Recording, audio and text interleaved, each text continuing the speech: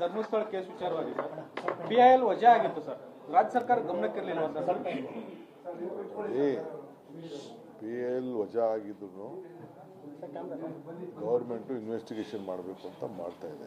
Public ನೀವೆಲ್ಲ TV ಅವರೆಲ್ಲ ಅದನ್ನೆಲ್ಲ ಭಾಳ ದೊಡ್ಡದಾಗಿ ಬಿಂಬಿಸಿದ್ರಿ.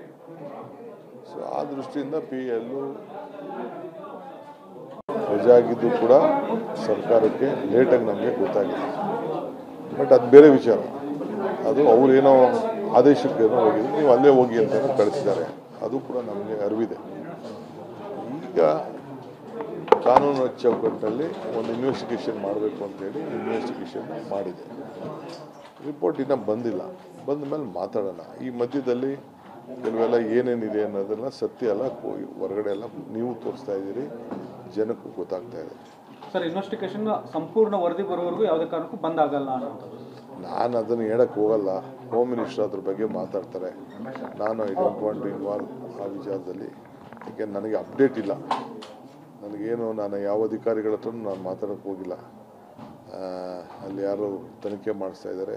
ನಾನೇನು ನೀವು TV ಏನು ತೋರಿಸ್ತಾ ಇದ್ದೀರಿ ಅದನ್ನು ನೋಡ್ಬಿಟ್ಟು ಮಾತಾಡ್ತಾ ಇದ್ದೀನಿ. ಸರ್, ನಾಳೆ ಕಾವೇರಿ ಆರತಿ ನಾಳೆ ಸಾಂಪ್ರದಾಯಿಕವಾಗಿ ಒಂದು ವಾರ ಮಾಡ್ತಾಯಿದ್ದೀವಿ.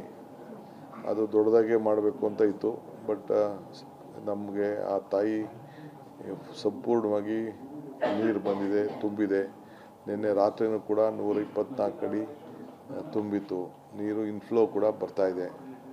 ಸೊ ಅದಕ್ಕೆ ಆ ದೇವಿಗೆ ನಮಸ್ಕಾರ ಹೇಳಬೇಕಲ್ಲ. ನಮ್ಮ ಮನೆಗಳಲ್ಲಿ ಒಳ್ಳೆ ಕೆಲಸ ಆಗ್ತಾಯಿದೆ, ರೈತರಿಗೆಲ್ಲ ಒಳ್ಳೇದಾಗ್ತಾಯಿದೆ. ಸೊ ರೈತರೆಲ್ಲ ಕೂಡ ಭಾಳ ಕಾತರದಿಂದ ನೀವೊಂದು ಪ್ರಾರ್ಥನೆ ಮಾಡಿ ಅಂತ. ಇದೇನು ಪ್ರಾರ್ಥನೆ ಮಾಡೋದಷ್ಟೇ. ಕಾವೇರಿ ಆರತಿ ಅಂತ ಅಂದರೆ ಆರತಿ ಮಾಡೋದಂದ್ರೆ ಪ್ರಾರ್ಥನೆ ಮಾಡೋದು.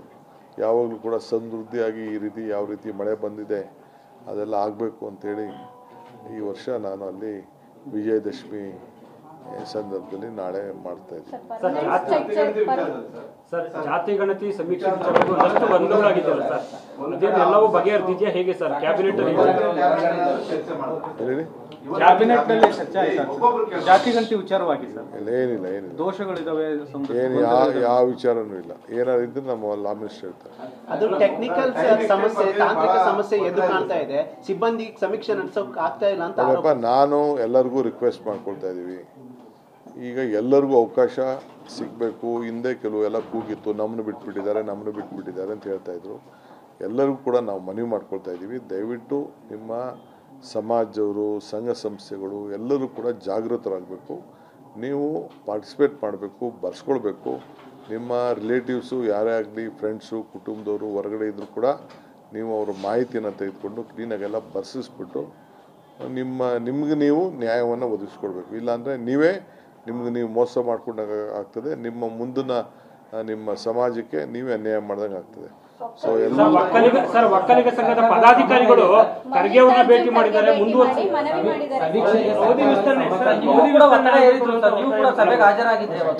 ಅವಧಿ ವಿಸ್ತರಣೆ ಒತ್ತಾಯ ಕೇಳಿಬರ್ತೇವೆ. ನೋಡಯ್ಯ, ನಮ್ಮ ಕಮ್ಯುನಿಟಿಯವರು ಕರೆದ್ರು ಹೋಗ್ತೀನಿ, ಬೇರೆ ಕಮ್ಯುನಿಟಿ ಕರೆದ್ರು ಹೋಗ್ತೀನಿ.